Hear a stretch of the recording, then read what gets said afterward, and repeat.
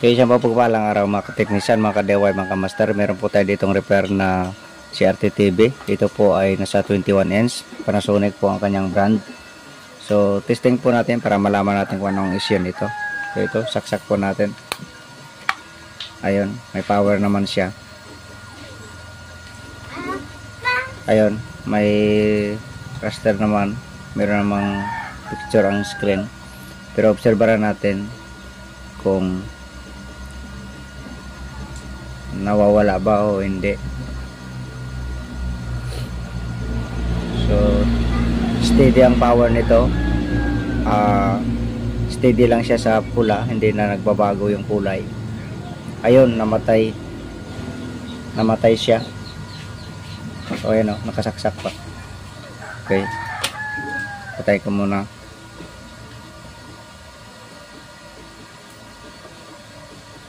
Power on natin.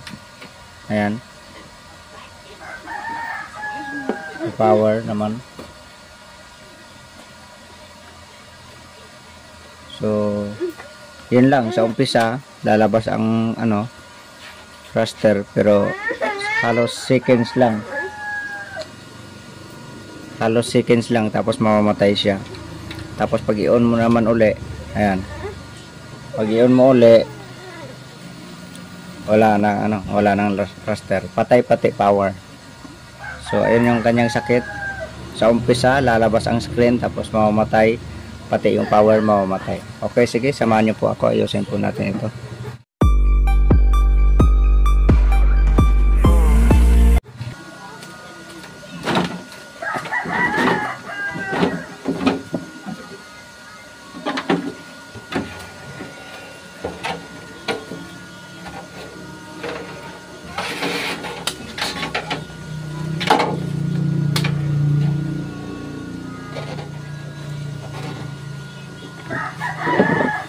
Okay, ito na, nabuksan na natin.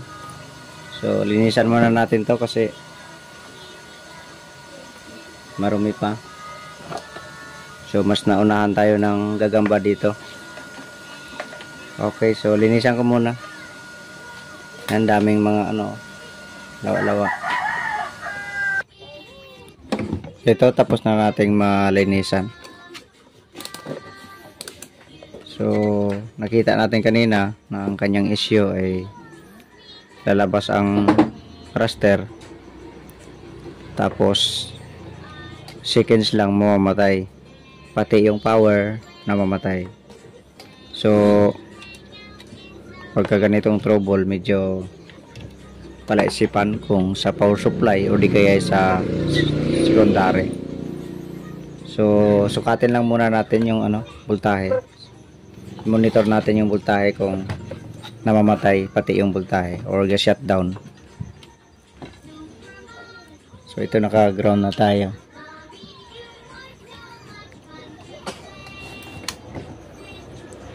Okay, saksak natin. Ito. Tapos dito tayo mag monitor mismo sa horizontal output. Kasi ito rin namang output eh. So ito dito. Okay, power on natin. Ayun, 140 ang B plus nya. Tapos umilaw naman yung heater. Ayan, ito, umilaw naman. So may picture na yan siya. So seconds lang kasi namamatay na. Seconds or ayun, patay na uli. Ayan, patay na. Pero yung voltahe, hindi naman siya namamatay. Ayan, hindi shutdown ang voltahe. So maaring sa secondary ang problema nito. Normal pa rin ang B plus eh, hindi naga-shutdown. So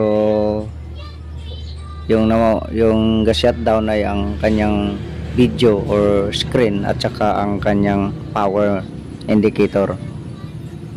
Okay, so ang gagawin muna natin ngayon, check muna natin lahat ng mga diode, baka merong leak or shorted. for open. So may mga diode siya dito na mga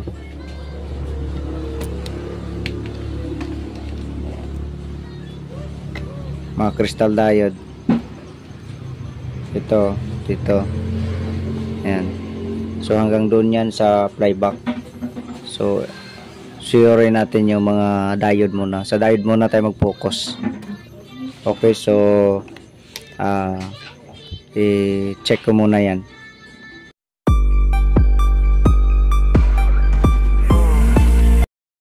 Ito, i-check natin yung mga diode na pinaghang natin yung mga paa.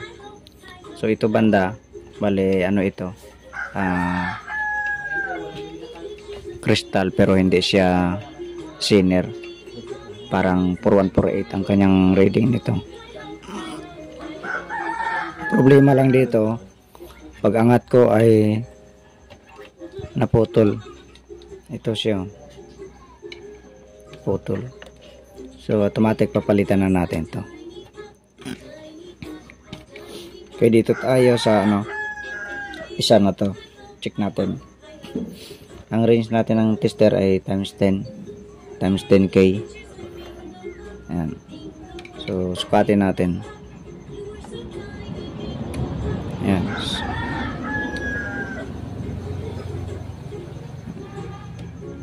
Reverse natin. Forward. Ayan. So okay naman. Dito may dalawa pa dito. Ito for Zener diode ito. Check natin ito.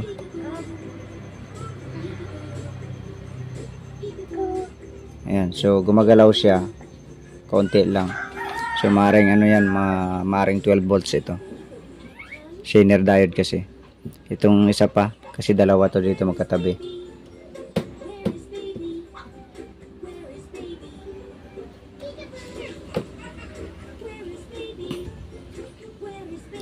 So good naman.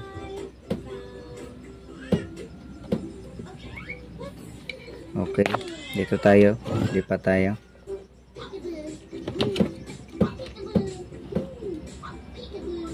Ito. Ayan, so Zener diode din ito. So ang reading niya ay konti lang, oh. Konting palo lang siya. So maring 12 volts din ito.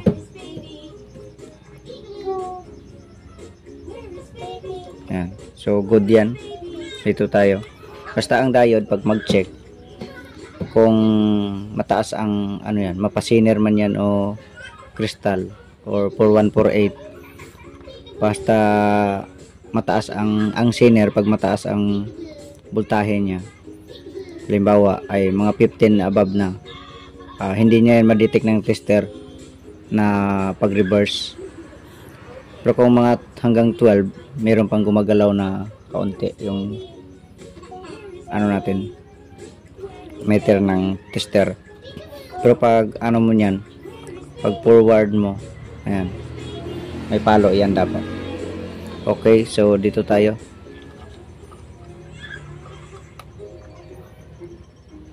Ayan. So ito nasa kasi ito, nasa 2 volts lang kasi ito. Ito ang kanyang forward. Ayan, kung titingnan natin nasa 2. Nasa 2 po ang kanyang reading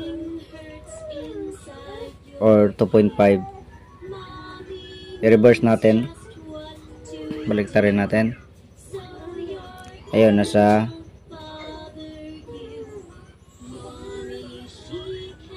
3.5 or 4. Ito yung forward, oh. Nasa 2.5. 2 volts lang kasi ito, kaya mababa ang kanyang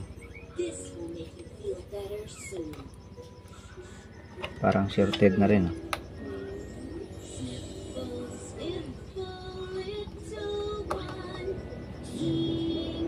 Parang shorted na rin. So double check ko yan mamaya. Ito parang duda ako dito, eh. Okay, ito. Next. Zener diode ito eh.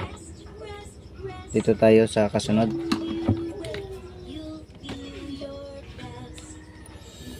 Dito tayo.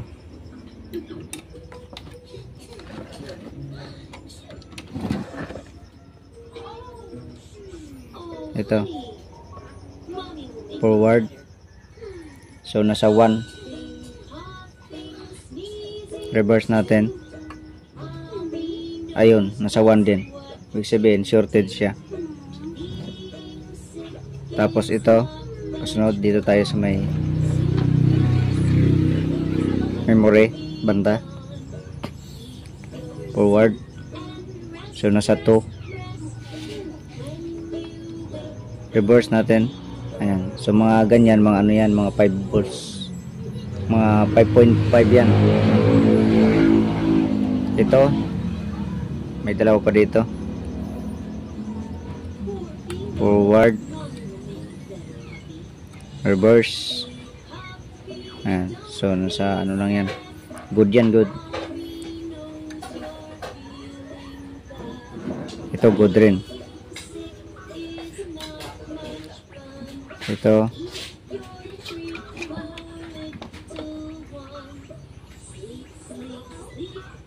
Reverse. So good. Dito tayo. Yung kulay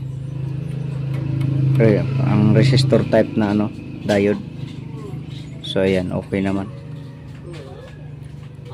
Ito pa, may isa pa dito.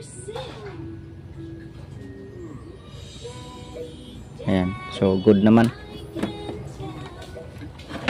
Okay, so meron tayong tatlong papalitan dito, yung naputol, tsaka dito, tsaka ito.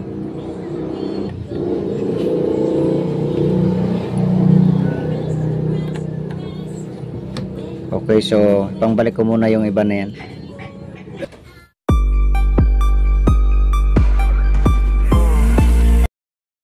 Ito, na pangkabit na natin yung mga okay naman na mga diode.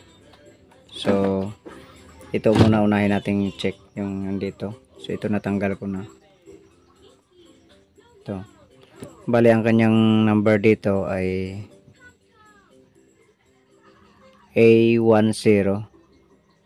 So malamang 10 volts ito. 10 volts pag A10. So yan ang aking experience dito eh. Okay, sige, check natin nga. Forward natin.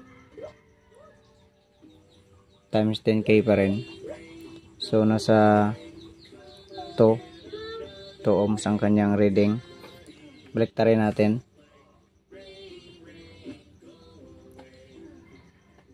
Ayun, nasa 2 ohms pa rin. Ibig sabihin shorted na siya. Ayan, so dito naman yung isa na to, sigurado talaga to. So tanggalin ko muna yan.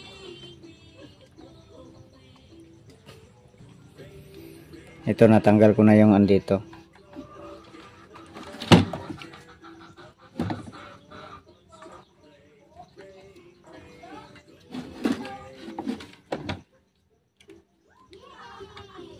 Dito natanggal ko na.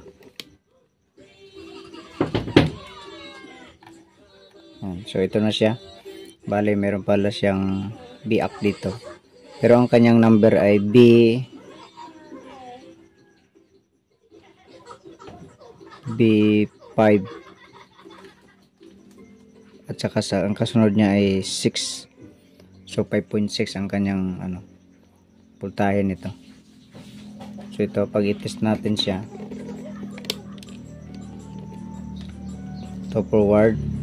Ayan, 1. Reverse natin. Ayan, 1 pa rin. So grounded. So dito ay 10 volts. Dito ay 5.6. At dito ay palitan natin ito ng 4148 na diode. Okay, so palitan ko muna to. So ito na, napangpalitan na natin. Ito. Tapos ito, napalitan na rin natin. Mga bago naman yan. Okay, testing na natin.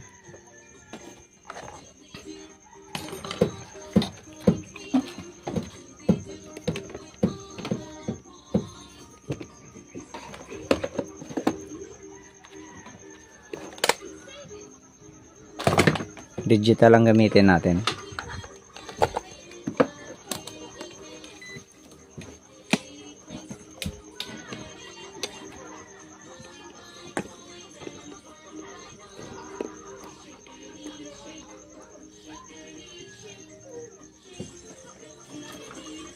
Okay, saksak natin. Dito tayo mag-abang. Power on. Ayan, 140. Tapos, ayun, may ilaw yung heater. Sige, ibabad lang natin yan kung mamamatay pa siya.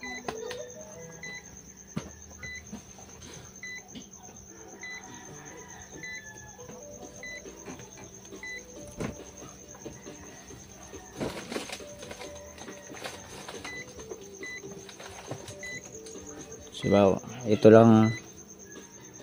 Pag namatay yan, patay din ang picture niyan sa harap.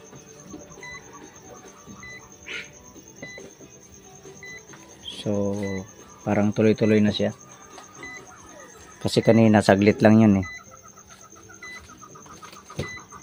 Wala ngang 1 minutes. Yan. So, tuloy-tuloy na.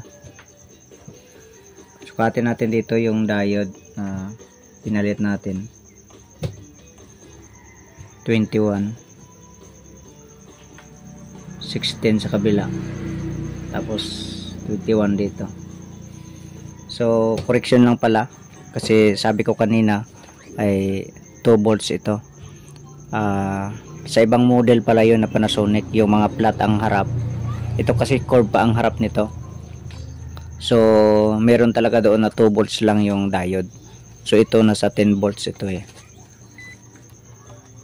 So ayan na yung lumabas na voltahe, 21 volts. Dito ay hindi naman kasi ito ground ang isang connection, kumbaga nag series lang siya. So ayan, 16 sa kabila. Tapos dito tayo sa kabila, sa malapit sa tuner, sa ano pala, sa memory.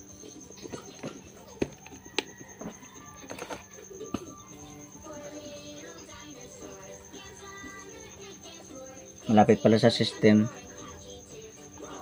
sa chroma. Ayan, 3.2 volts lang. Ito ba yan? Ayan, ito nga. So 3.2 volts lang siya. So at least okay na. Tuloy-tuloy naman. Okay, so ano na natin, tingnan natin sa harap kung may screen nga siya.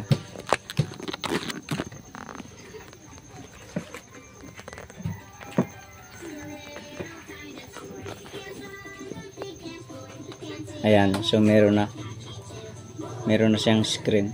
So tuloy-tuloy naman siya, hindi na siya namamatay. So good na. Okay, so yun lang ang salarin, yung 3 pirasong diode. Okay, sige. Hanggang dito na lang video natin. God bless po sa inyong lahat.